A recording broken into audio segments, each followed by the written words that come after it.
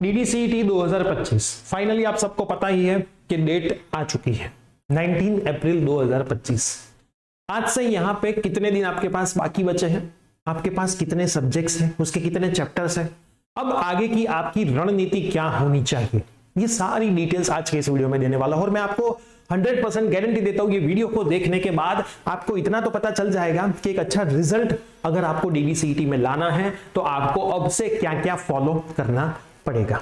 Yes दोस्तों, मेरा नाम है प्रियेश पटेल, आप सबका बहुत बहुत हार्दिक स्वागत है प्रियेश विद्यापीठ प्लेटफॉर्म के ऊपर। मैं सबसे पहले थोड़ा मेरा इंट्रोडक्शन देता हूं। मैंने बैचलर एंड मास्टर्स किया है, मास्टर्स में मैं गोल्ड मेडलिस्ट हूं, मैंने मैकेनिकल से किया है, उसके बाद मैंने B.Ed M.Ed एजुकेशन से किया है, उसमें यूनिवर्सिटी टॉपर रहा और अभी मेरा PhD एजुकेशन में कंटिन्यू है।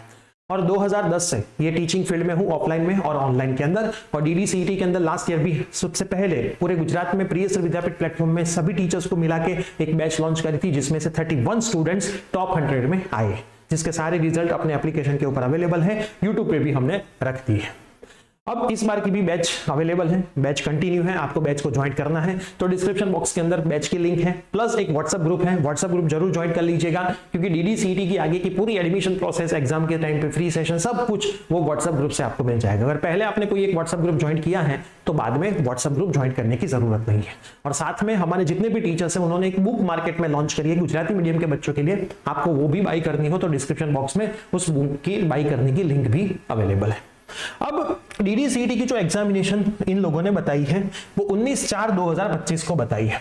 अब यहां से मैं आपको थोड़ा सा एक प्लानिंग बताने वाला हूं, थोड़ा सा आपकी आंखें खोलने वाला हूं। अगर आप ध्यान नहीं रखोगे तो इसमें आपको 100% एक अच्छा रिजल्ट न बनने में मजा नहीं आएगा। सबसे पहले मैं थोड़े चैप्टर्स की बात कर लूं। मैथ्स के अंदर बेटा टोटल आपके 9 चैप्टर्स है, फिजिक्स के अंदर टोटल आपके 5 चैप्टर है, इंग्लिश के अंदर 5 चैप्टर है, साइंस और एनवायरनमेंट के मिला के 4 और कंप्यूटर का मिला के 1, मतलब ये टोटल 5 चैप्टर है। तो 5 इसके 5 इसके 5 इसके 9 इसके, तो आप टोटल लगाओगे 9 5 10 मतलब 19 19 और 5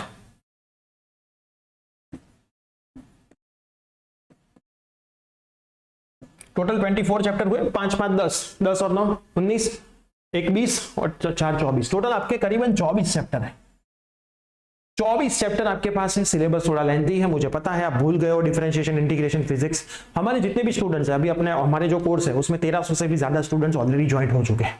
अब ये जो 1300 स्टूडेंट है उनका, उसमें से करीबन थोड़े बहुत जो रैंकर स्टूडेंट्स हैं उनका एक पोल करवाया था कि आपको सबसे ज्यादा टफ सब्जेक्ट कौन सा लगता है। तो बच्चों के ऐसे मैसेज आए थे कि सर फिजिक्स सबसे ज्यादा टफ लगता है। बात सही है, बात में कोई गलती नहीं है। फिजिक्स टफ लगने का रीजन कहीं ना कहीं मैथ्स है, क्योंकि आपका मैथ्स वीक है। LCM, plus minus, multiplication, power कैसे करना, वो सब आपको नहीं आता है, उसकी वजह से भी आपको फिजिक्स टफ लग रहा है। और गुजराती मीडियम के बच्चों को कहीं कहीं पे इंग्लिश टफ लग रहा है। ये पोर्शन की अभी हम बात ही नहीं कर रहे हैं। तो मतलब टफ तो कुछ ना कुछ आपको लग रहा है। आपका टफ कौन सा सब्जेक्ट है कमेंट करके जरूर बताना, ताकि हमें उसकी स्ट्रेटेजी अलग से लाने का पता चले, है ना। आपका जो भी टफ सब्जेक्ट है उसको कैसे डील DDCET में करना है उसके भी वीडियो हम जल्द लाएंगे, लेकिन आपको कौन सा टफ सब्जेक्ट लगता है और रीजन क्या है वो नीचे कमेंट करके जाना, तो उसका नेक्स्ट वीडियो उसी टॉपिक पर आएगा। और चैनल को सब्सक्राइब कर देना ताकि एग्जाम के एडमिशन तक आपको कोई दिक्कत ना हो। और एडमिशन के बाद भी प्रियेश विद्यापीठ जो गुजरात का नंबर 1 प्लेटफॉर्म है उसके ऊपर सारे कोर्सेज आपके इंजीनियरिंग के भी अवेलेबल है, आप आराम से पढ़ाई कर सकते हो। और जितने भी टीचर्स हैं वो सारे टीचर्स आपको पता चलेगा कि कैसा पढ़ाते हैं। DDCET में तो आपको पता ही है, आगे भी आपको पता चल जाएगा। अब ये जो डेट शीट आई है उससे आज जब भी आप वीडियो देख रहे हो, मान लो आप ये वीडियो जनवरी के मंथ में देख रहे हो, तो जनवरी को मैंने काउंट ही नहीं किया क्योंकि 2-3 दिन बाकी बचे हैं। और फरवरी में 28 डेज है, मार्च में 31 डेज है, इन दोनों को मैं मिलाता हूं तो 59 करीबन डेज होते हैं। मैं यहाँ पे अप्रैल के 18 दिन को काउंट नहीं करता हूं, क्योंकि अप्रैल के अंदर तो हमारा रिविजन चलेगा, पेपर प्रैक्टिस चलेगी।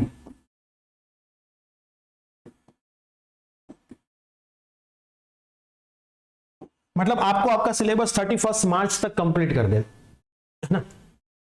जैसे फाइनेंशियल ईयर का एंड होता है 31 मार्च, ऐसे आपका भी एंड होना चाहिए 31 मार्च को, है ना। तो आपके पास 59 डेज बचे, 24 चैप्टर, 59 डेज। थोड़ा सा कैलकुलेटर इस्तेमाल करते हैं, है ना। एक चैप्टर के लिए कितने दिन है, तो मैं कैलकुलेट करता हूं कहीं यहीं पे। एक चैप्टर के लिए मेरे पास 2.4 डेज है, मैं करीबन 2.5 लिख के चलता हूं। आपके पास एक चैप्टर के लिए इतने डेज अब बाकी बचे हैं। एक चैप्टर की मैंने बात कर रहा हूं, कोई भी एक चैप्टर, आपके पास इतने डेज बचे। अब इतने डेज के अंदर आपको चैप्टर से कैसे डील करनी है। मान लो आप DDCET की प्रिपरेशन करना शुरू कर दिए हो, कहीं पे पहुंच गए हो, या फिर आपने शुरुआत ही नहीं करी है, लेकिन अब तो फरवरी के पहले दिन से करनी पड़ेगी, नहीं करिए तो अब आप लेट जाने दोगे तो गया भाई, है ना, फिर तो कोई आपको बचा नहीं सकता। इतने दिन बाकी बचे, आपको कैसे प्रिपरेशन करनी है, तो एक छोटा सा प्लान लेके मैं आया हूं, ध्यान से देखना। आपको पढ़ाई का फिक्स एक टाइम कर देना है। आपको सुबह पढ़ने में मजा आता है तो सुबह, रात को पढ़ने में मजा आता है तो रात को। बहुत प्रॉब्लम बच्चों को रात को पढ़ने में मजा आता है, इसका भी पोल मैंने करवा दिया था। मेरे को देखा कि मैक्सिमम बच्चे रात को पढ़ते हैं, लेकिन मेरा खुद का ऐसा मानना है कि पूरे दिन आपने कॉलेज के लोड लिए, पूरे दिन आप कॉलेज गए, कॉलेज से आए, बहुत सारी थकान है, और फिर जब आप रात में कोई अच्छी चीज है जो आपको आगे काम में आने वाली है वो माइंड के अंदर डालने का ट्राई करते हो तो माइंड उतना एक्सेप्ट नहीं करता है। ये मेरी स्ट्रेटेजी, और ये स्ट्रेटेजी मैंने देखी है साइंस के रूल के मुताबिक, है ना। बहुत सारे टीचर्स आपको ऐसा बोलते भी होंगे कि आप कभी भी पढ़ो कोई फर्क नहीं पड़ता, लेकिन मैंने जो दिखा है, मैं जब रात को वीडियो बनाता हूँ रिकॉर्डिंग और मैं मॉर्निंग में वीडियो बनाता हूँ तो मॉर्निंग वाले वीडियो में मुझे थोड़ा ज्यादा मजा आता है। अभी भी आप देख सकते हो सुबह का 7:57 का मैं सुबह 7 बजे से रिकॉर्डिंग कर रहा हूँ, ऑलमोस्ट 1 घंटा होने को आया, लेकिन मुझे अभी मजा आ रहा है। और रात को अगर ये काम मैं 10 बजे शुरू करता कभी कभी तो 11 बजे मेरे को इतना मजा नहीं आता, क्योंकि पूरे दिन के लोड ऑलरेडी मैं लेके इस स्टूडियो के अंदर आया हुआ होता हूँ और अकेला हुआ होता। तो मैं आपको बोलूंगा कि आप हो सके तो मॉर्निंग का टाइम रखो, और मॉर्निंग का भी ऐसा टाइम जिसमें आप फ्रेश हो, है ना। फ्रेश होना बहुत जरूरी है, क्योंकि आप एक टाइम ऐसा रखो कि जिसमें आप प्रॉपर फ्रेश हो जाओ और आराम से पढ़ाई करो।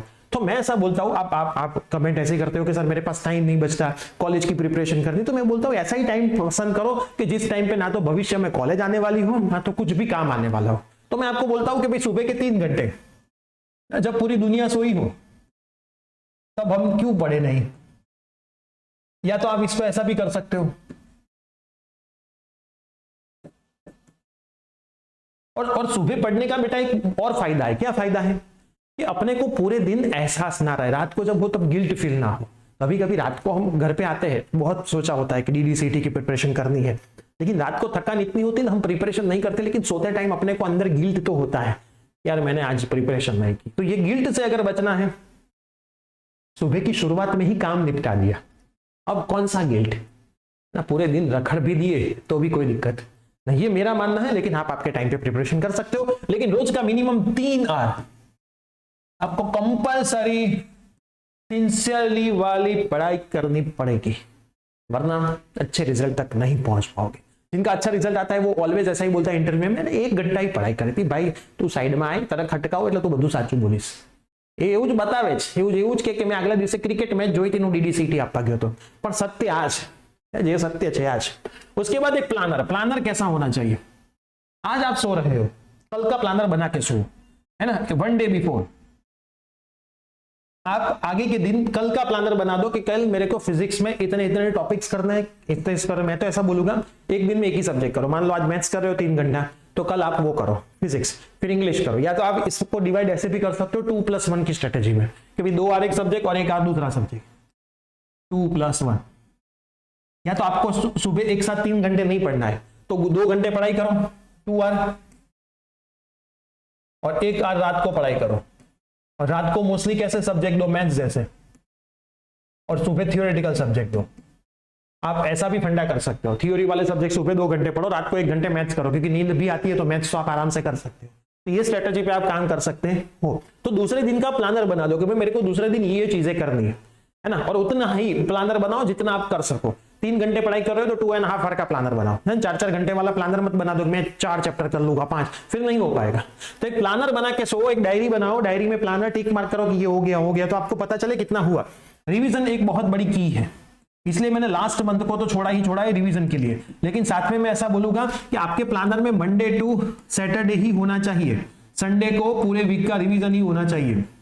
संडे मतलब एक ऐसा दिन है जिसमें आप पूरे वीक का रिवीजन करो, संडे को आप कंपलसरी पूरे वीक का रिवीजन करो। मंडे टू सैटरडे आपका फंडा चले, संडे पूरे वीक का रिवीजन हो, तो एक एक रिवीजन तो आपका होता ही रहे, और एंड मोमेंट पर भी आप रिवीजन करने वाले हो। जितना ज्यादा रिवीजन करोगे उतनी चीजें ज्यादा याद रहेगी, ज्यादा चीजें याद रहेगी तो पेपर में अच्छा काम करके आओगे। नेगेटिव मार्किंग है, टाइम लिमिट है, MCQ है, तो उसमें ध्यान बहुत रखना होता है। MCQ की मैक्सिमम प्रैक्टिस करो, लेकिन ऐसे MCQ की प्रैक्टिस करो जो पेपर में आने वाले हो, है ना। ऑनलाइन बहुत सारे प्लेटफॉर्म से मार्केट में बहुत सारी बुक्स मिल रही है, लेकिन मोस्ट प्रोबेबली ऐसा फंडा है कहीं कहीं से उठा दिए हैं सब कुछ फंडे और बना दिया है ना। या तो बुक सेल हो या तो प्लेटफॉर्म पर पब्लिक ज्यादा है उसी रीजन से ना। लेकिन पेपर में आता क्या है वो एक बार देखो तो सही, है ना। पुराने पेपर्स देखो, सैंपल पेपर्स देखो, कौन से लेवल तक के सवाल आते हैं, बिना लेवल देखे हम प्रिपरेशन करें, JEE का पेपर देने जाए और गुड सेट की प्रिपरेशन करें, या फिर गुड सेट का पेपर देने जाए JEE की प्रिपरेशन करें, कहां से चलेगा? जो पेपर आप देने वाले हो उस पेपर के लेवल की प्रिपरेशन करने के लिए उस पेपर के लास्ट ईयर के पेपर्स तो एक बार देखो, पेपर देखोगे तो पता चलेगा कौन से लेवल तक आता है, ये खास ध्यान रखना। दूसरा, लास्ट मंथ में आपको मिनिमम 5 पेपर लिखने हैं,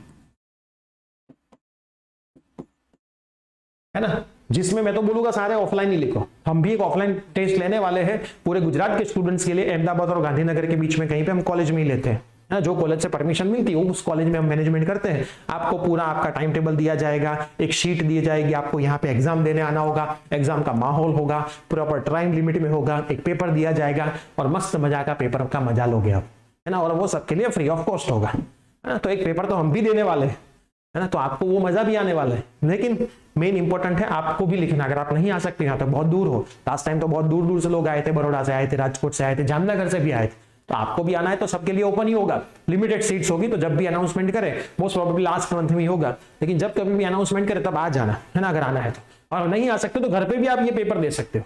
मिनिमम 5 पेपर तो आपको फुल सिलेबस के देने ही देने है। तो ये है एक प्लानर छोटा सा, जिससे आप मिनिमम 180 तक तो पहुंच जाओगे।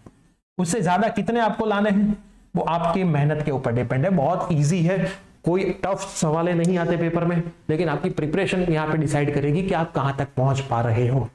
तो ये सब विद्यापीठ प्लेटफॉर्म के कोर्स से आप पढ़ रहे हो तो आपको बाहर से कुछ करने की जरूरत नहीं, है ना। लास्ट ईयर हमने जो टेस्ट ऐड करी थी और उतनी दूसरी टेस्ट हम इस बार ऐड कर रहे हैं। मतलब हमारा टारगेट ये है कि अपने कोर्स से, अपने टेस्ट से, DPP से हम जो करा रहे हैं उसके बाहर का एक भी सवाल आए, सवाल ही ना आए, है ना, सवाल ही ना आए, मैं तो ऐसा ही बोल रहा हूँ।